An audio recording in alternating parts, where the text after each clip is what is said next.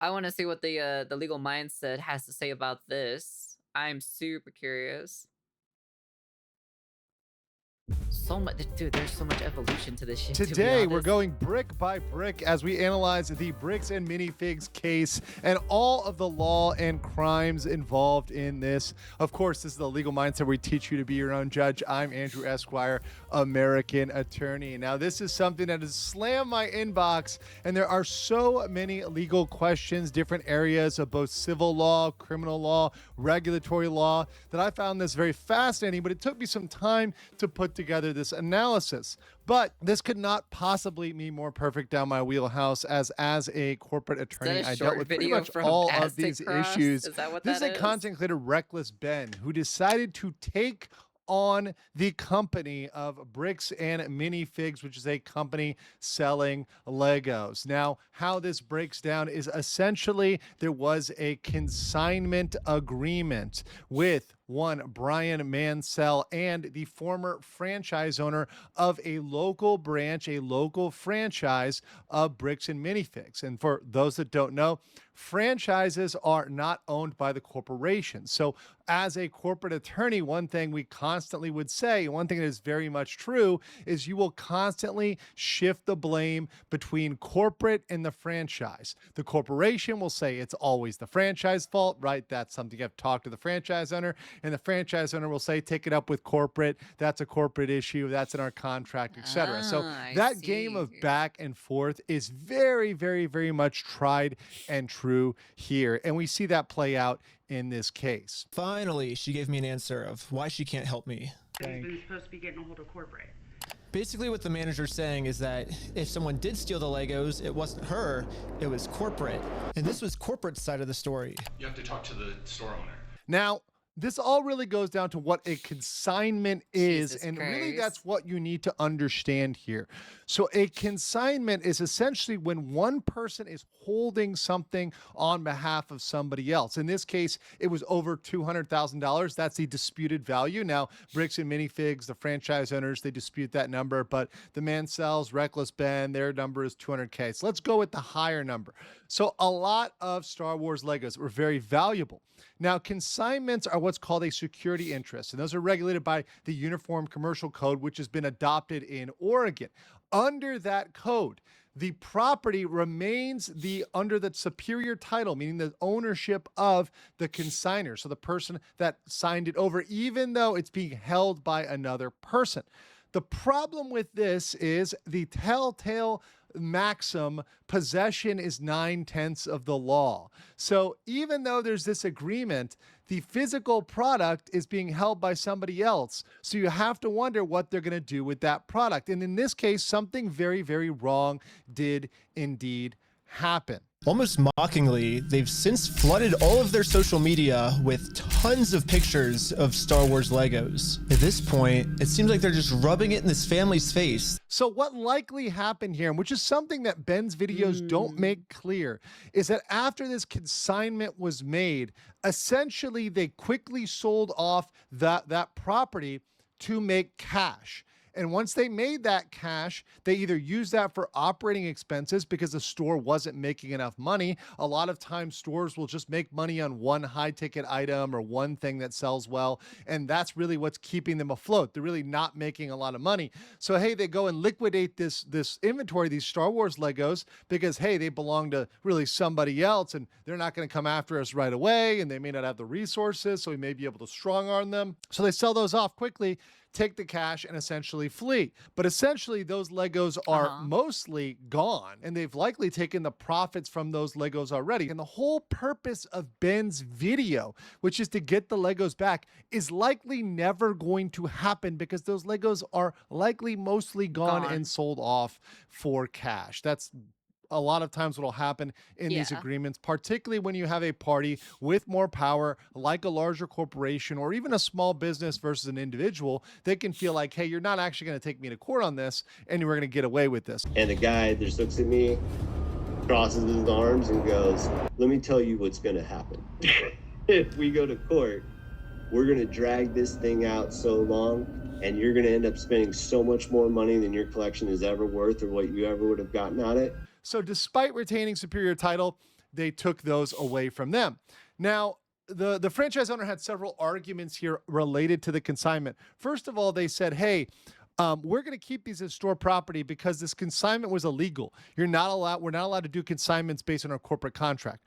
Well, that's a whole separate problem. And that would also put the people that originally engaged in that on the hook with individual liability because they would have entered into an illegal contract, right? So that would have been on them for breach of contract, unjust enrichment, conversion. These are all civil claims. And by the way, I want to correct Reckless Ben. Throughout his video, he constantly uses civil crime and criminal crime. There's no such thing as a civil crime. That's not a thing. There's a civil claim, right? A civil claim is a claim for money, a claim for damages, but it's not a crime. If you are guilty of found to have liability in civil court, they find you guilty in civil court, you're liable for money, but that does not make you a criminal. And this is very important, particularly for Ben, because he uses this word recklessly, dare I say, as in his name, which may put him on the hook for defamation. He repeatedly calls people using criminal language interchangeably with civil language. And that's a problem because when you accuse somebody of a crime, that can be defamatory. And that may put Ben on the hook for defamation for continually using criminal language. Now, the other thing that the franchise owners tried to get off the hook with was saying they're not aware of the consignment. But in Ben's own videos, we saw them eventually confess to this. When Brian first came in, we identified anything that was on that list that would have been his that Amanda didn't sell, and we set it aside. And it's still sitting there. We're happy to give you your stuff back.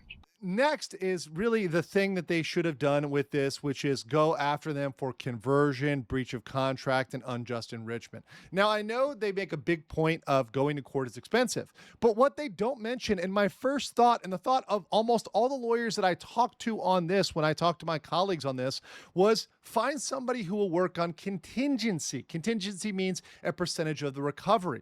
There are plenty of lawyers out there, in fact, I know many of them, that will take these cases based on a percentage of recovery, especially if there's strong backup, there's strong evidence to back this up and say, yeah, no, this is a good claim. We're going to take this. We're not going to require a massive retainer, and we're going to take a percentage of the return, right? Now, you might have to pay out 30% of the return, whatever, 25% of the return, some higher percent. But hey, they're willing to take the case and you're willing to get a good portion of your money back from this eventual W. There's other issues that were brought up in this. And these are ones that Ben created himself. The first one is Ben's sham contract. Now, Ben himself eventually admits this is not a legal contract, but Ben tried to put together a contract that said that they could not trespass him from the property. And for every time they called the police, they owed him $5,000. I made a contract with Amanda that says I, Ben Schneider, should not be trespassed in all of these legal words for any circumstance whatsoever and for literally any reason, including a clause that says for every police officer she calls on me, she owes me $5,000. Now, this is completely unenforceable 100%. You cannot have a contract executed by deception, and using a routine package delivery to get a signature doesn't work because that's what we call fraud in the inducement. You're inducing someone, you're tricking someone into a contract. There is no mutual assent. Now, once again, he brings up this duty to read law, but that doesn't apply at all for something where you have no idea you're signing a contract. You think you're signing for a delivery and you're actually signing a contract. There's no mutual assent, mutual agreement that, hey, we're entering into a contract here. You are tricking somebody. So no, that does not work at all. The other thing is terms in there like you can't call the police, you can't trespass. Those are both unconscionable and they cannot be. It does actually feel like the problem is that, he's a lawyer at the end of the day. He's looking at everything, how it is because he is, this could probably, I'd be curious to see if they actually watch the video and then they use this specific shit or so towards him because it could actually work, to be honest. Contracted. You can never have a contract ever. And I've written thousands and thousands of contracts as a corporate attorney. It's something I am probably the master at writing contracts. There's no way to get immunity from crimes. Trust me, people. If we could contract out of crimes, lawyers would do it in a heartbeat. But you cannot do that at all. You cannot say you cannot call the police on me. You cannot say you can't charge me with trespass. That's not going to happen ever. So Yeah, of that's not a course. thing in a contract. Don't ever try to do that in a contract. Continuing on, Ben also had to see some criminal acts that well, while he may frame them as pranks, they were criminal acts. You need to leave. Go ahead and leave, and I'm going to ask you one more time. This is the last time.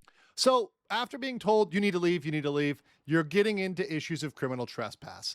A person does not have to give you a good reason to leave the property. They simply need to ask you to leave, and you should leave that property, or they're committing trespass. Now, one thing he does bring up is, I was just trying to serve them this lawsuit. I was trying to have this good faith conversation. Well, that's completely bunk, because all of that could have been achieved through a professional process server. Now, he did have a process server with him. The problem was he was there.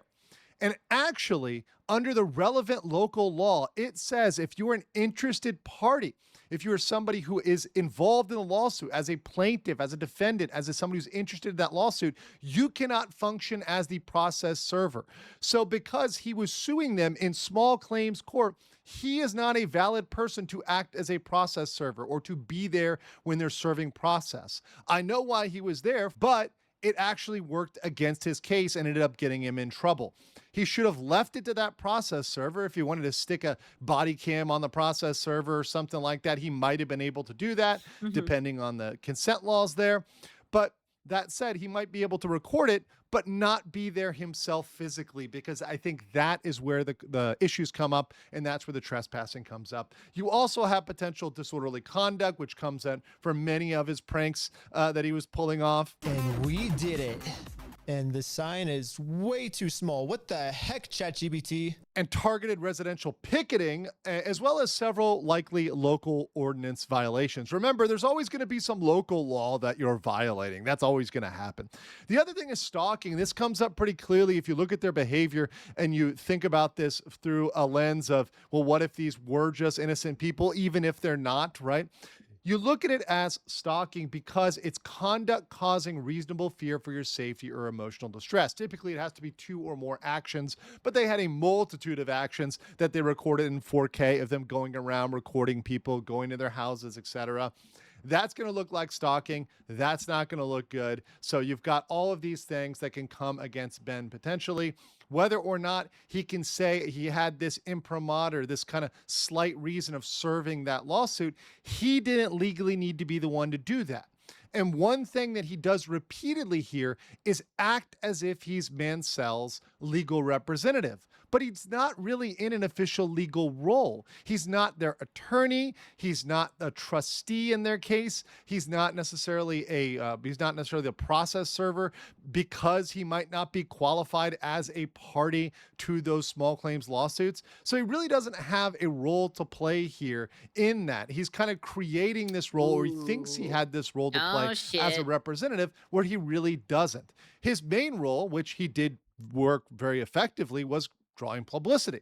The other big thing is his lottery. I want everyone's attention. We're doing a Lego raffle. This Lego set is worth $1,000. In Oregon, the lottery is highly regulated, and he went through a lot of steps and a lot of rigmarole saying he set up an official lottery. All you need to know is that I put a lot of work into making sure that this is a legal, legit raffle. Now, despite him saying this was a real lottery, this would likely be treated as regulators as a prank. And I know this because I've worked on actual lotteries and giveaways when working with companies for several years. But if you did analyze this as an actual lottery, Ben might actually be in trouble, because in this case, he knew when he started this that the Legos were in the possession of somebody else and he could not give those away. So from the beginning, he knew it was a fraud. He knew that he could not go in and get those Legos because he'd already been denied. Ultimately, he says, holy shit, dude, this entire video is basically saying how reckless he actually is, to be honest. he paid out the lottery because he felt like it was the right thing to do. But that is actually not the answer. He paid out the lottery just to keep himself out of actually getting in trouble here and actually sent to jail. Because if you end up running a real lottery knowing that you can't give somebody the prize, well, you're still going to be on the hook there whether or not you like it. So you might have to pay pay out that value of that item that I you think were he going to did, give didn't away, he? even if you're not going to give it away. So that's where you're going with that. So I I would thought he not be did. so flippant to run in and go start pretending to run a lottery and have people going out there thinking you can just run a scam lottery anytime. I think that's something that people need to be cautious Yeah, that's what I thought or so. I was like, I thought he did pay it because I remember seeing it in the video. That's why. of, and Ben was a little reckless with running that one. So what is the actual professional approach that should have been had here? Well, first of all, I think from the beginning, he should have used lawyers and process servers. Don't tag along to film. That actually can violate the local law. That actually can keep you from having an effective service of process, meaning giving someone the papers and starting Yeah, that of course. lawsuit. But The other he thing probably doesn't know about that specific part that he actually did pay it. So they could do is they could have filed reports with the regulatory entities, the BBB, the people that regulate the franchise owners, and support those by evidence. Submit those in to the people that regulate them and have them also come in and help come down on these people. The other thing is there could have brought in at some point a professional mediator or an arbitrator, somebody that could come as a go-between that's seen as neutral, seen as somebody who's going to be reasonable and not just be doing it for the clout, for the video, YouTube video, etc. Also, he did do a smart thing. I will give Ben credit that by itemizing and splitting things out for the small claims, by breaking those into smaller amounts and then assigning those to different people, that is permissible. People do break things out and assign them, and that is permissible. But they could have also gone to get an injunction for a return of the property. And that would have been a very logical way to try to get that back really quickly, or at least prevent the sale of the existing inventory that they might still have and be trying to sell. The other thing is you really can't engage in what we call in the law self-help. And this video is all about vigilante self-help. It's about a YouTuber, a person who took things into his own hands, and there is a limit to that because eventually it can constitute harassment. And particularly when you run into a small town, whether it's the Mormon mafia or not, you are going to get pushback from the PD. Walking a very dangerous line, which can get you hemmed up a lot of time. Yeah. And you could end up in jail in Utah when you're from Cali. Okay. Not worth it, right? Yeah. We play differently here. And while what they did was certainly wrong and definitely needs to be investigated, there's a point at which you need to remove yourself from that, step back, and let the process take over. Let people who are professionals go in there and handle this, not you and your YouTube boys. In judgment, Brian Mansell's case is very sympathetic. I have a lot of sympathy in the Bricks and Minifigs case for what happened from them stealing from old people. That is absolutely wrong. Of course. And he was wronged here in his consignment agreement. He entered into an agreement and got shafted. And this does happen in business all the time. However, all of this could have been avoided likely if a lawyer willing to work on contingency would have found the Mansells before Reckless Ben. If they just got a professional in there, they could have handled this much more quietly than this. Now, maybe it wouldn't have the publicity it has, and that's something to be said about YouTubers covering this for publicity, but at a certain point, it passed the line where there's things that are happening that are indeed criminal and possibly defamatory. The other thing that has come up here is the local police need to be investigated, and that goes without saying. They've done some things here that clearly are shady, involving potential excessive force, illegal stops, searches, bias, body cam footage destruction. There needs to be investigation by the state coming down, looking into that, saying, what are these local PDs doing? Because this is not following their procedures. I will agree with that part. So on that part, definitely the police are in the wrong, and it's a gross misuse of police resources when they can be used really anywhere else better than this. It also is not the job of the police to enforce the civil side, and the fact that they're willing to do things for their buddies and not willing to do things for these out-of-town YouTubers, while it may not be surprising, walk into any small town in America. I've lived in small towns in America and worked with local police. Yes, they will side with people that live there over outsiders, mainly because they're paying taxes and you're not. But beyond that, at a certain point, the PD are going to push back, and you should remove yourself from that and let the legal process take over. So while Ben may have done some good work for publicity and for people watching this, at this point, he's likely liable for defamation and certainly on the hook for several potential crimes. But I want to hear what you guys think in the Ooh. comments below about the bricks and minifigs case, and I will catch you on the My curiosity, let's check out the comment sections and see real quick what some of them have to say about this. When criminals are in charge, exposing corruption is a crime. Sounds to me like, among other things, the police department could be charged with stalking.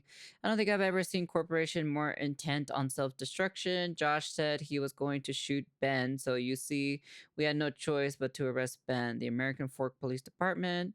The guy called Reckless Ben making corporations sweat for 200K worth of Legos was something I never saw coming.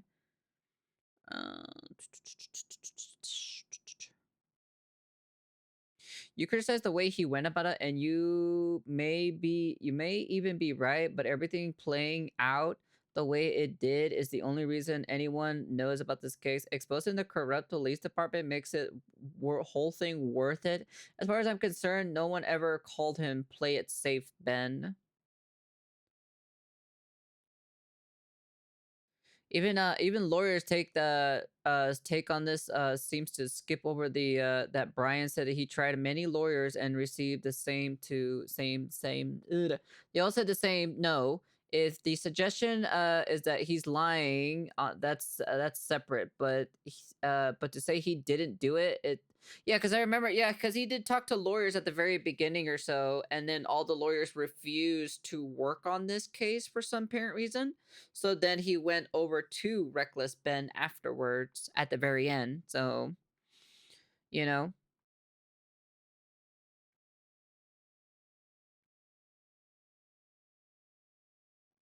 Reddit and 4chan are in an agreement on this issue. Let that sink in. That's crazy.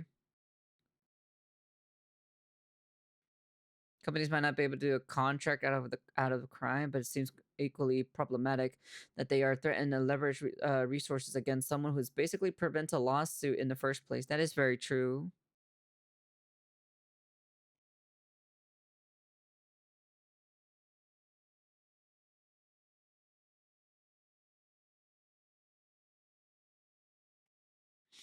That's very interesting. Let's see. What about the newest one?